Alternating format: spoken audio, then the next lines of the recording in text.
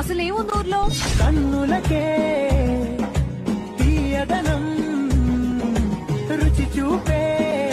ఏంటి కాదు పొద్దు పొద్దున్నే ఉరుకొస్తున్నాడు ఊరి నుంచి.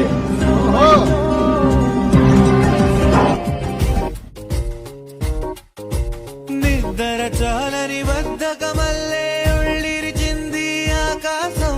రాత్రి దాచిన రబ్బరు బంతే తిరిగొచ్చింది రవిబింబం. వెలుతురు మోస్తూ దిగి వస్తున్నది గాల్లో గువ్వల పరివారం. సెల్యూట్ చేసే సైనికులల్లే స్వాగతమంది పచ్చదనం.